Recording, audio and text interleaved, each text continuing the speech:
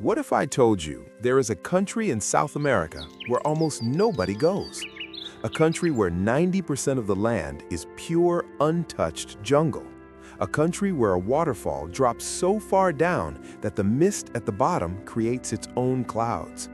A country where you can stand on top of a mountain that is older than the dinosaurs and look out over an endless ocean of green trees in every direction. No long queues, no tour buses, no crowds, just you and one of the most wild, beautiful places left on this planet. This country is real. It exists right now, and by the time this video ends, you are going to want to go there. The country is called Guyana, and today we are going to visit its most beautiful and stunning places together. So sit back, relax, and let's go.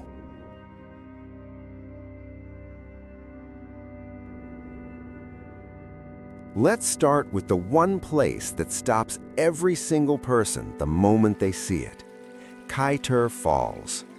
Most people in the world have heard of Niagara Falls. It is famous, it is powerful, it is impressive. But Kaieteur Falls is 4.5 times taller than Niagara. 4.5 times! The water here drops 226 meters straight down in one single unbroken fall. That is like dropping water from the top of a 70-floor building. The sound of the falls reaches you long before you can see them. You feel it in your chest first, like a deep rumble, before your ears even understand what is happening. When you finally see it for the first time, your brain takes a few seconds to process what your eyes are showing it. The water is so wide, so powerful, and the drop is so deep that it creates its own mist cloud that rises up into the sky and can be seen from 30 kilometers away. Rainbows appear and disappear in that mist all day long, every single day, without stopping. And here's the thing that makes Kaieteur completely different from any other waterfall in the world. There is no fence, no barrier, no safety railing. You simply walk to the edge and you stand there, with the water rushing past your feet and 226 meters of open air directly below you. Most visitors fly here from Georgetown in a small propeller plane. The flight takes about 45 minutes and is itself beautiful, with nothing but jungle stretching below you in every direction. When the plane lands on a short grass strip in the middle of the forest, you walk 15 minutes through the trees, and then suddenly, without warning, the jungle opens and Kaieteur is right there in front of you. There is nothing on earth quite like that moment.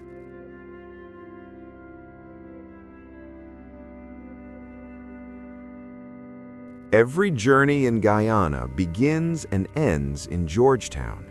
It is the capital city of the country, and it sits right on the coast of the Atlantic Ocean. Now, Georgetown is not like any other capital city in South America. The city was built on land that is actually below sea level. The ocean is higher than the city. The only thing keeping the water out is a long seawall that was built hundreds of years ago by Dutch settlers. If you walk along that seawall today, the ocean is literally above your head. The architecture of Georgetown is unlike anything you will see anywhere else. The buildings here are old, wooden, and painted in faded yellows, greens, whites, and blues. They have wide balconies, tall windows, and steeply pitched roofs built to handle the tropical heat. Many of these buildings are over 100 years old, and they are still standing, still being used, still beautiful in their worn and weathered way. The most famous building in all of Guyana is St. George's Cathedral. It was built completely out of local wood and completed in 1892. It stands 43 meters tall, making it one of the tallest wooden buildings in the world. When you walk inside and look up at those wooden ceilings, it is hard to believe that human hands built this with timber and patience over 100 years ago. The Stabroek Market is the heart of Georgetown life. This huge old iron building with its famous clock tower has been here since 1881. Come on a Saturday morning and you will find every kind of tropical fruit, fresh fish, spices, fabrics, and food that you can imagine, all in one loud, colorful, wonderful place. And the food, you have to talk about the food. Pepper pot is the national dish, a rich, dark meat stew cooked with a sauce made from cassava root. Dal puri roti is thin, flaky flatbread stuffed with split peas and folded around curried chicken. These are not dishes you will find anywhere else. They belong to Georgetown, and Georgetown belongs to them.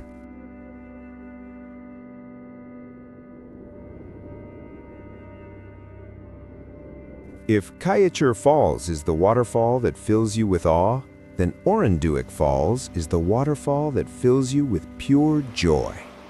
Oronduik sits right on the border between Guyana and Brazil in the Pacaraima Highlands. And what makes it completely unlike any other waterfall anywhere in the world is the rock it flows over. The Irang River here runs over solid jasper.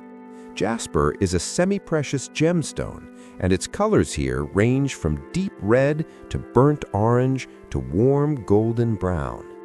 The water flows over these ancient gemstone terraces in wide, shallow sheets, collecting in natural pools at every level.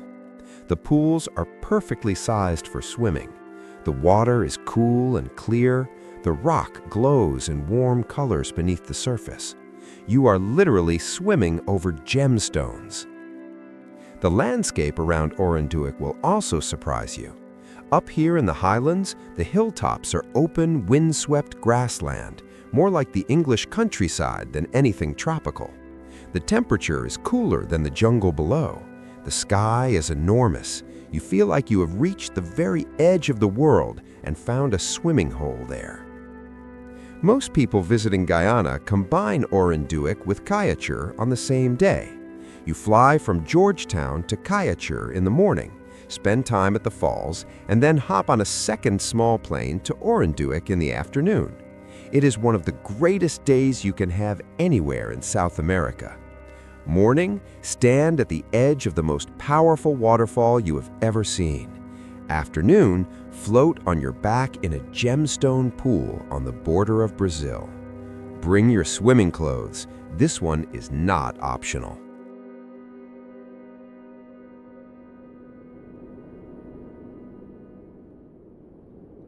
In 1912, a famous British author named Arthur Conan Doyle wrote a novel called The Lost World.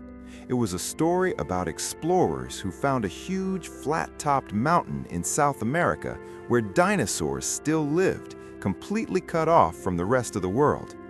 He made the story up, but the mountain that inspired it was completely real. That mountain is Mount Roraima. Roraima sits exactly where Guyana, Venezuela, and Brazil all meet. It rises 2,810 meters into the sky. But the height is not even the most impressive thing about it. What makes Roraima extraordinary is the walls. The sides of Roraima are completely vertical, straight up and straight down, hundreds of meters of flat rock face with no way to climb them. For many years after European explorers first saw this mountain, they believed it was impossible to reach the top. It was not until 1884 that anyone first made it to the summit. The rock that makes up Roraima is 1.7 billion years old. The dinosaurs first appeared 230 million years ago. This mountain was already ancient beyond imagination by then. Because the summit has been cut off from the world below for tens of millions of years, the plants and animals up there evolved in total isolation. There are species of frogs on that summit that exist nowhere else on Earth. There are carnivorous plants, strange orchids, and pink quartz crystals scattered across the ground like dropped diamonds. The black rocks have been carved by millions of years of constant rain into shapes that look like they were designed by something with a very strange imagination. Clouds roll across the flat summit all day long. At certain moments, you cannot see the edge of the plateau at all. You are standing in a white cloud at the top of a 1.7 billion-year-old mountain. The trek to the summit is done most commonly from the Venezuelan side and takes 5 to 6 days. It is not technically difficult, but it is physically demanding. The people who complete it consistently say it is one of the greatest experiences of their lives. Conan Doyle imagined a lost world at the top of this mountain. What actually waits up there is stranger and more beautiful than anything he could have written.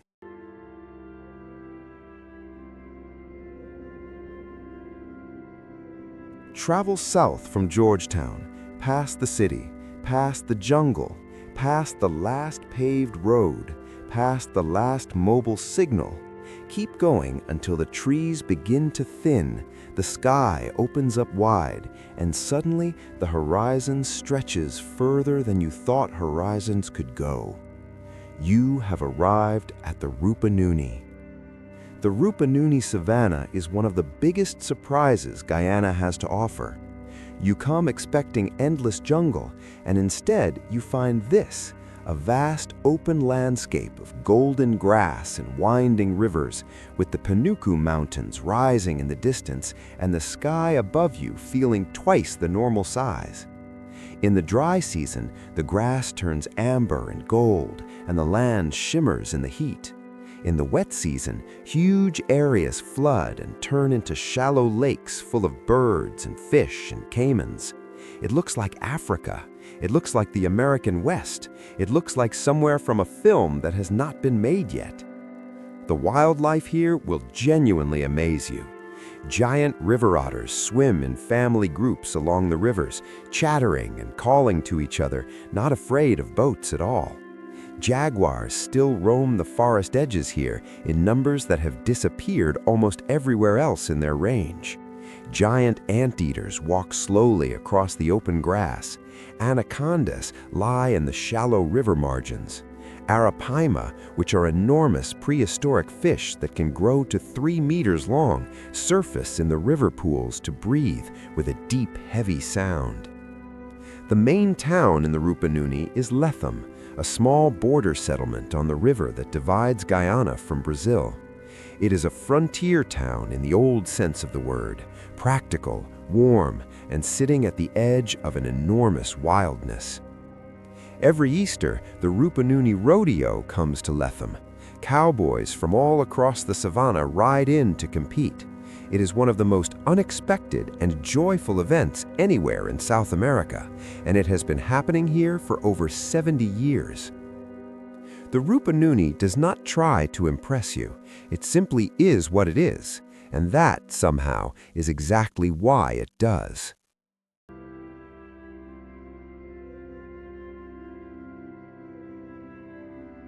Right in the center of Guyana, halfway between the coast and the Brazilian border, is a forest that is unlike almost any other place on Earth, the Iwakrima Rainforest Reserve. 371,000 hectares of ancient, untouched primary rainforest. The rock under Iwakrima is 1.7 billion years old.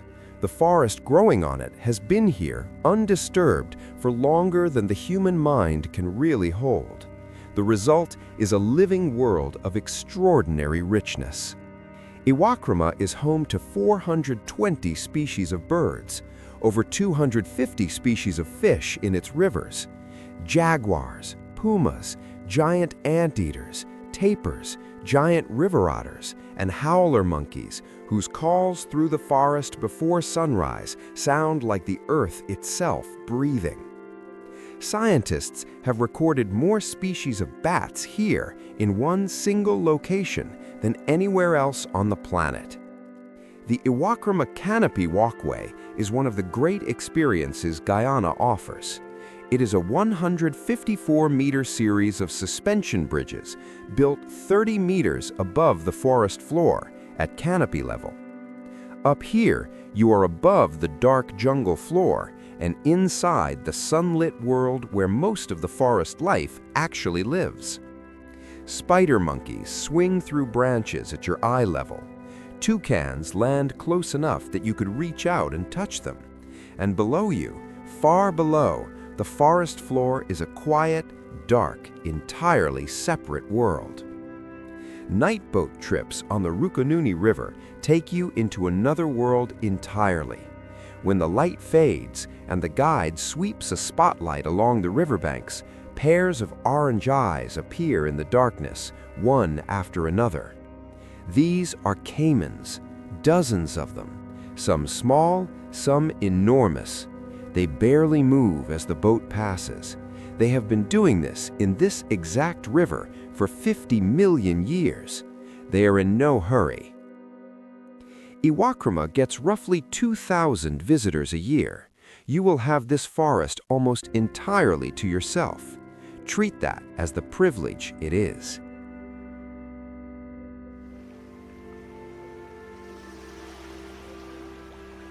"145 kilometers of Atlantic coastline in the far northwest of Guyana.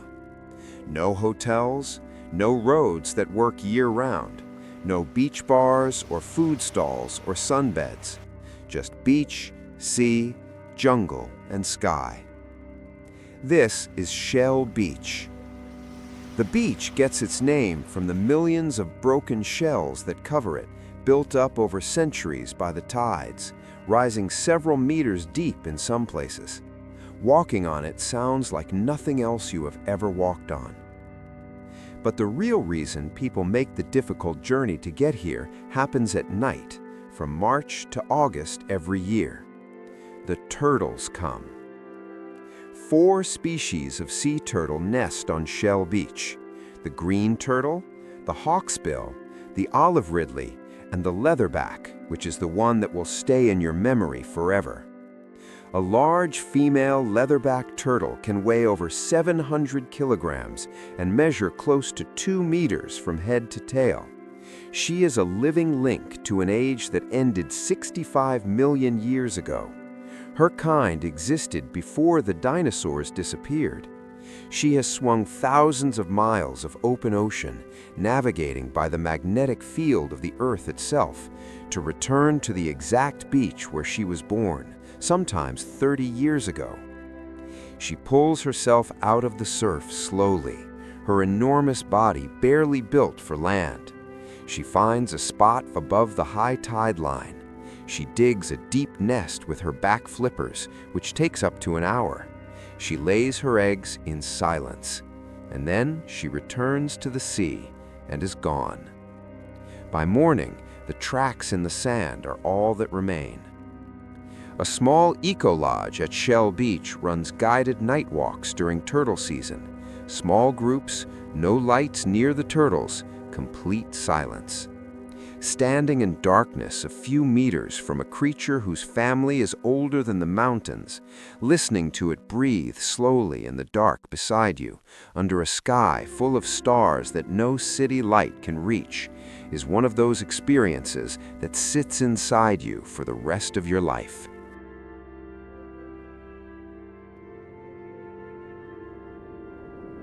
The Essequibo is the 3rd largest river in South America. At its mouth, where it meets the Atlantic Ocean on the coast of Guyana, the river is almost 30 kilometers wide. Standing on one bank, you cannot see the other. It is not really a river at that point, it is something closer to an inland sea. And scattered across the lower Essequibo are over 365 islands, one island for every day of the year. These islands range from tiny sandbars that only appear when the water is low, to large forested land masses several kilometers long, with small beaches of pale sand and narrow creeks threading through the trees. Almost none of them have people living on them. Almost none of them have any facilities at all. 2 eco-lodges on the lower Essequibo offer a base for exploring the river. Life here moves slowly, set by water and light rather than schedules. You go out by canoe, drift between islands, watch birds work the river margins, and listen. The manatees of the Essequibo are one of the quiet highlights. These huge, gentle, slow-moving animals graze on water plants in the channels between the islands. At dawn, when the river surface is perfectly flat and the light is low, a manatee appearing beside your canoe surfacing quietly to breathe, then slowly sinking away again, is a moment of such unexpected peace and beauty that the first time it happens, you will simply stop paddling and watch. 365 islands, and on most of them, on most days, there is absolutely nobody. Just trees, water, birds, and the sound of the river.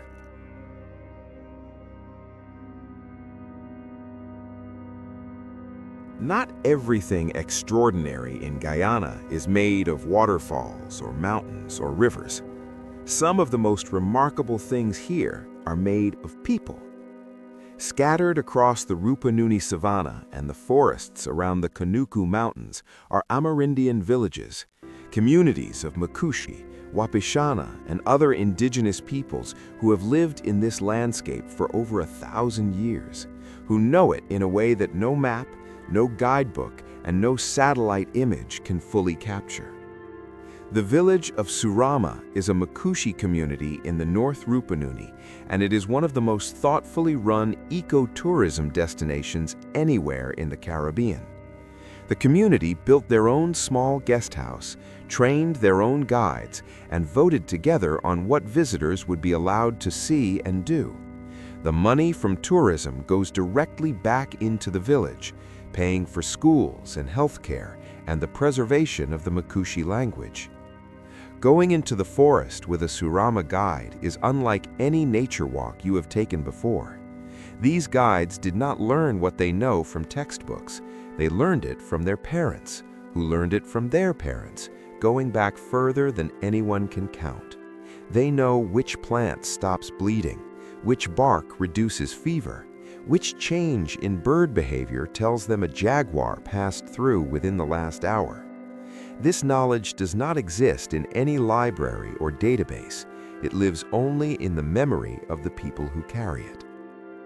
Another community, the Rewa village, offers multi-day river trips along the Rewa River into some of the most remote territory in the Western Hemisphere. Days on a dugout canoe, camping on white sand river beaches, watching giant otters fish at sunrise. These communities are not performing their culture for you, they are sharing it. There is a difference, and when you feel that difference, it stays with you.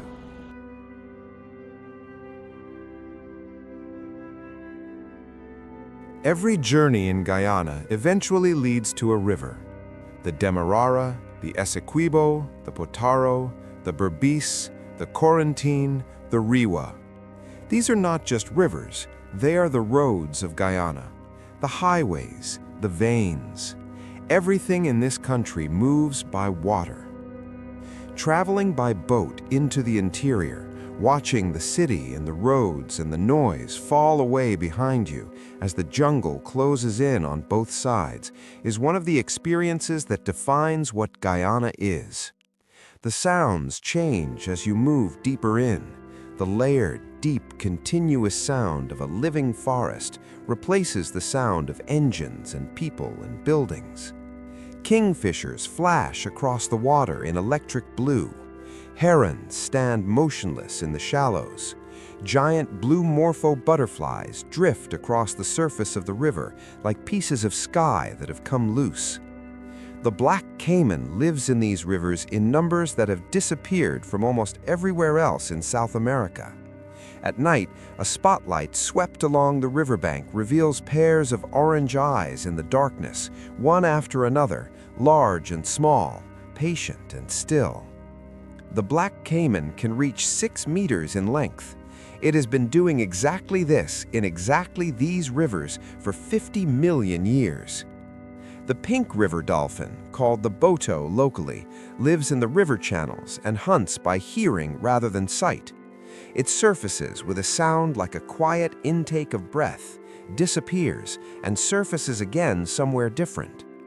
In Amerindian tradition, the boto can take the shape of a person at night and walk among the villages. Watching one appear and disappear in the morning mist on a jungle river, it is not hard at all to understand where that story came from. These rivers are not a backdrop to Guyana. They are Guyana. The forest is what you see. The rivers are what makes it breathe. Sit in a canoe on a jungle river at sunrise. Watch the mist lift off the water. Listen to the forest wake up around you. That moment right there is what you came for.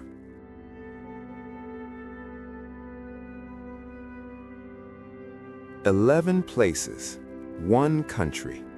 A country that most of the world has not yet found. A waterfall taller than 4 Niagara Falls with no fence at the edge. A river you can swim in that flows over gemstones.